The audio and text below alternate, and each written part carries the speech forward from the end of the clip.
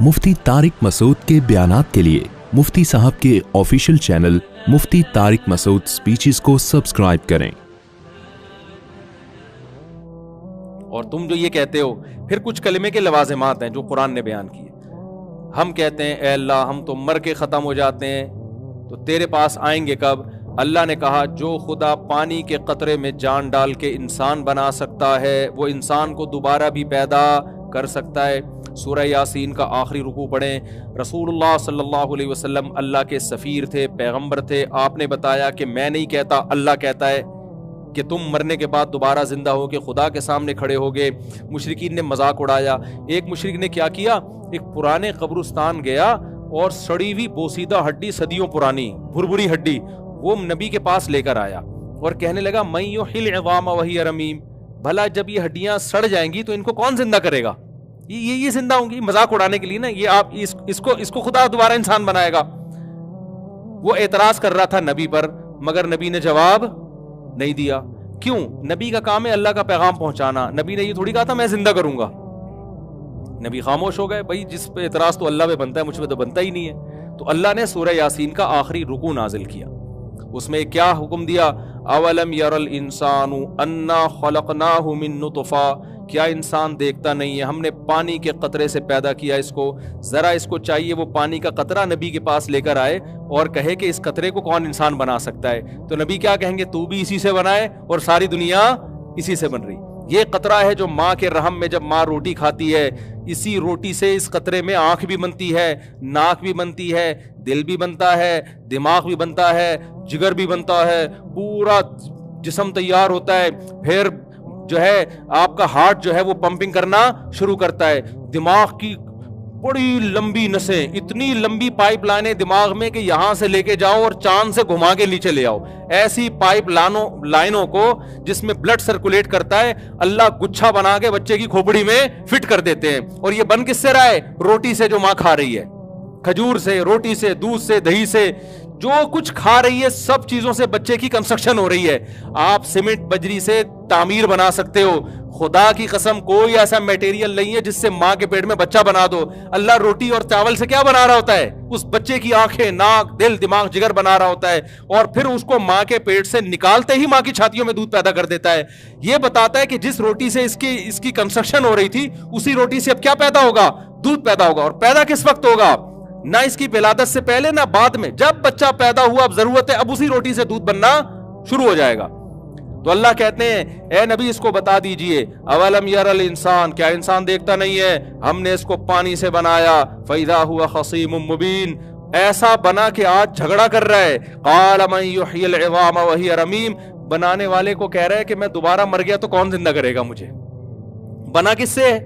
पानी से बना। और ऐसा कॉन्फिडेंस, इतना कॉन्फिडेंट है कि क्रिएटर पे एतराज कर रहा है भाई। वनसिया खल्क़हु, और अपनी पैदाइश को भूल गया। तो कुरान कह रहा है कुल युह्यीहल्लज़ी अंशअहा अव्वल मर्रा, इसको बता दे वही करेगा जिसने पहली मर्तबा पैदा किया है। तो मेरे भाई गोरा इन चीजों को नहीं मानता, लेकिन हम जो बात कर रहे हैं हम गोरे की नहीं कर रहे, हम इस कायनात को बनाने वाले की कर रहे हैं। बनाने वाले पर कभी मखलूक को तरजीह मत दो। गोरा खुद क्रिएटेड है, बनाने वाला नहीं है। बनाने वाला अपने बारे में बता रहे हैं कि मैं दोबारा भी बनाऊंगा। पहली दफा जिसने बनाया दोबारा भी पैदा करेगा। तो कामयाबी का क्या मतलब है भाई? जो अल्लाह की मान के चलेगा वो क्या है? कामयाब। अब इस्लाम आपको तरक्की से नहीं रोकता, लेकिन ये तरक्की बाउंड होगी इस्लामी शरीयत की हुदूद में। आपने तरक्की भी आखिरत के लिए करनी है, वो भी आखिरत के लिए करनी है आपने। तो हमारी कामयाबी में असल क्या है भाई? बोलो ना। आखिरत है, असल है खुदा को राजी करना। तो चंद काम बस मैं बता के अपने बयान को खत्म करता हूं। ये मौजू बहुत लंबा है लेकिन टाइम बहुत ज्यादा हो गया है। तो चंद काम आपको करने पड़ेंगे। जो गोरा, मैं गोरे का बार बार तस्करा, हमारी यंग जनरेशन सारी गोरों को फॉलो कर रही है। कह रही यार गोरे तो करते नहीं, उनके यहाँ तो मौलवी मार्केट में होते ही नहीं है। कभी सुना ओबामा जा रहे हैं किसी मौलाना साहब से दम कराने के लिए?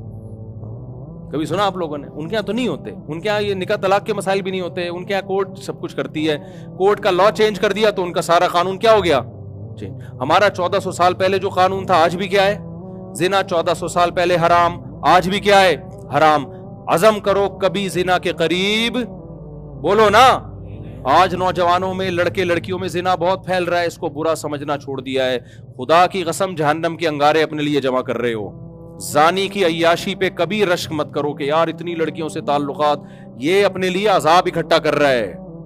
اگر زنا اللہ کی نظر میں بہت برا عمل نہ ہوتا تو اسلام نے سورہ نور میں حکم نہ دیا ہوتا کہ جو کنوارا مرد زنا کرے یا کنواری لڑکی زنا کرے چوک پہ کھڑا کر کے 100 کوڑے مارو, اور شادی شدہ مرد یا شادی شدہ عورت زنا کرے تو حکومت کو حکم دیا جا رہا ہے کہ زمین میں گاڑ کے پتھروں سے مار کے ہلاک کر دو. اس سے پتہ چلتا ہے یہ چھوٹا جرم, کسی جرم کی اتنی سخت سزا ہے اسلام میں کہ پتھروں سے, اللہ یہ بھی کہہ سکتا ہے گردن اڑا دو. نا نا نا نا, میرڈ ہو کے زنا کر رہا ہے, یہ حلال موجود ہے, حرام کی طرف جا رہا ہے.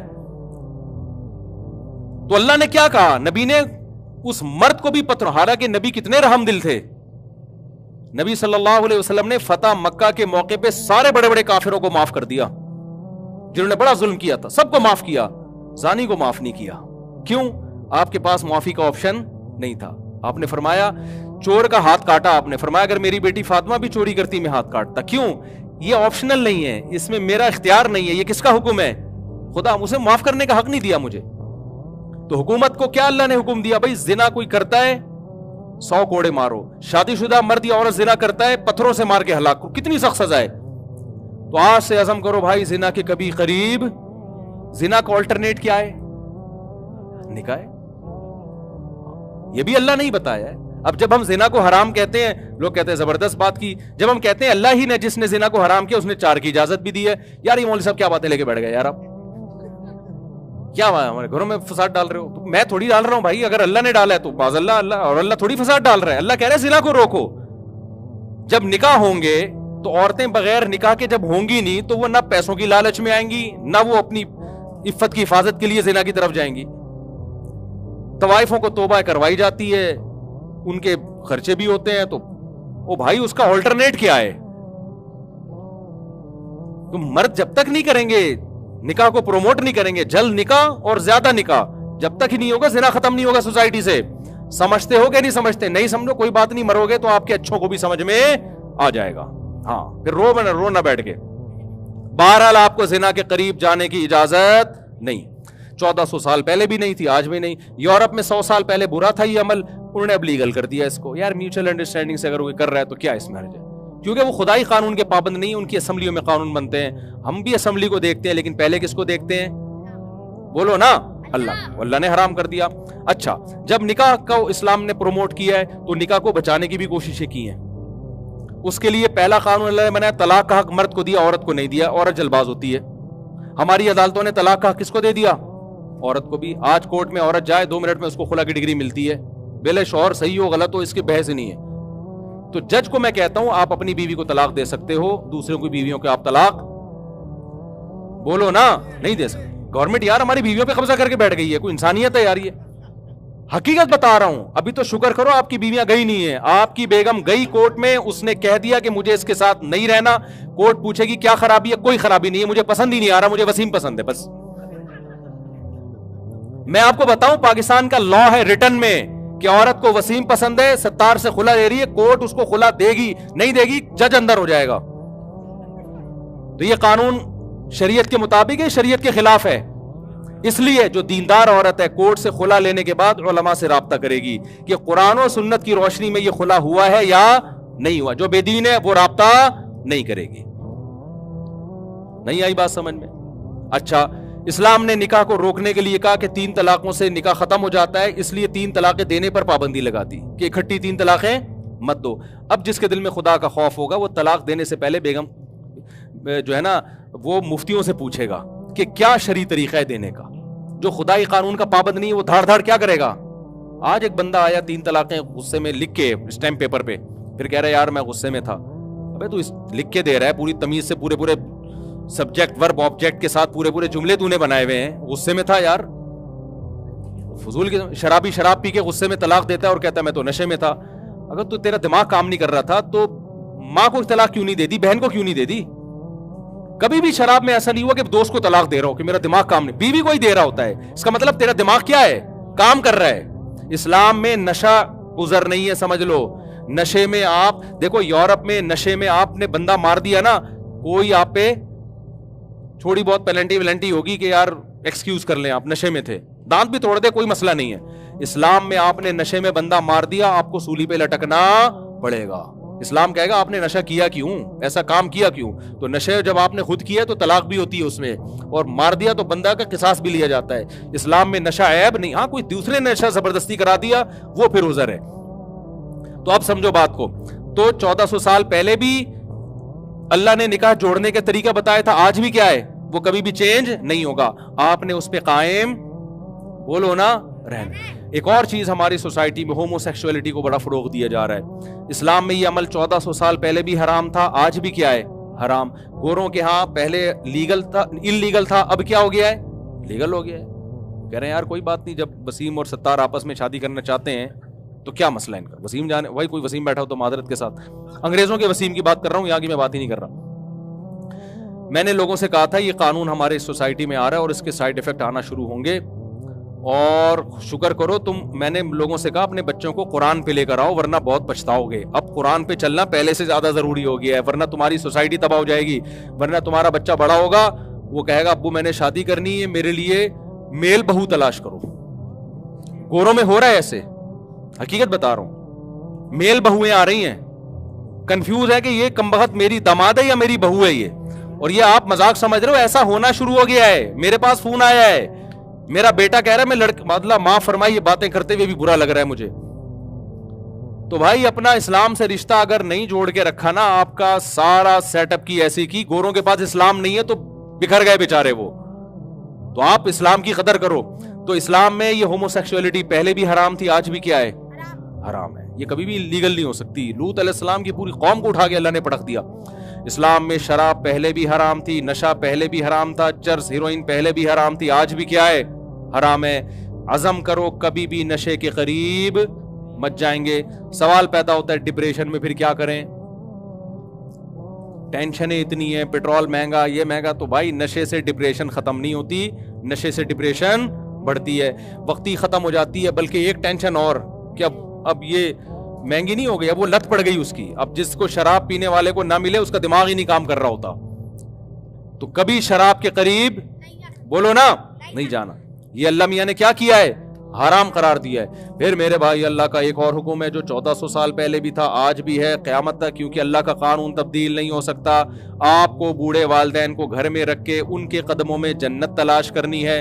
انگریز لوگ پہلے یہ کام کیا کرتے تھے, اب انہوں نے سائنسی ترقی کر لی ہے, اب وہ کہہ رہے ہیں بوڑھوں کو ہم گھر میں رکھیں گے, اس سے کووڈ پھیلنے کا خطرہ ہے. جب وہ کھانستے ہیں تو جرمز پھیلتے ہیں, پھر لائف کو انجوائے نہیں کرنے دیتے. ہمارے ابا کہاں انجوائے کرنے دیتے ہیں, آپ کو پتا ہے نا, کہاں سے آ رہا ہے, کدھر جا رہا ہے, سارا دن ابا کے یہ سوال ہوتے ہیں. انجوائے کرے گا آدمی, کہاں سے آ رہا ہے, کدھر کو, ابا اتنا تو پوچھتے ہیں نا.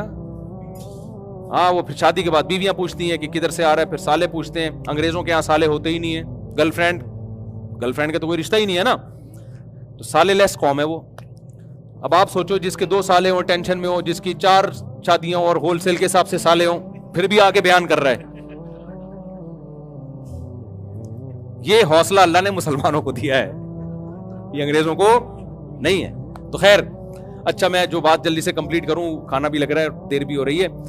تو آپ نے ابا کو گھر میں رکھنا ہے, اماں کو گھر میں, یہ آپشنل نہیں ہے. اگر کل گورنمنٹ قانون بنا دیتی ہے کہ اولڈ ہاؤس ہم نے بنا لی, ابا کو وہاں جمع کرا سکتے ہو, ہمارے لیے پھر بھی جمع کرانا جائز نہیں. حدیث میں آتا ہے جس کو بوڑھے والدین ملے اور خدمت کر کے جنت واجب نہ کر لی, اس پہ اللہ کی لعنت ہو.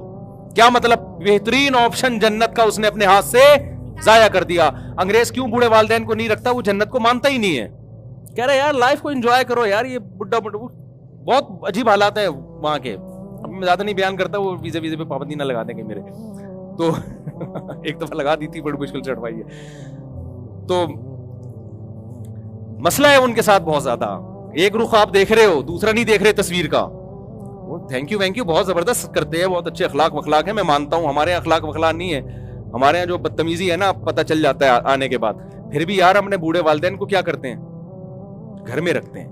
تو گھر میں ہی رکھنا ہے آپ نے, ان کے قدموں میں جنت تلاش کرنی ہے. یہ آپشنل نہیں ہے, یہ لازمی ہے, یہ کرنا ہے آپ نے. اور اللہ نے ہمیں حکم دیا کہ اللہ کی, یہ تو مخلوق کے حقوق تھے, اللہ کی عبادت میں 5 ٹائم مسجد میں جماعت سے نماز بولو نا پڑھنی ہے، انگریز نہیں پڑھتا، وہ اس کو کامیابی سمجھتا ہی نہیں ہے، کہتے اس کا کامیابی سے بھائی پیسے تو ہاں اگر فجر کی نماز میں $20 مل رہے ہو تو شاید پھر وہ کہیں یار جو بے روزگار ہے وہ آ جائیں۔ تو ہم نے کیا کرنا ہے؟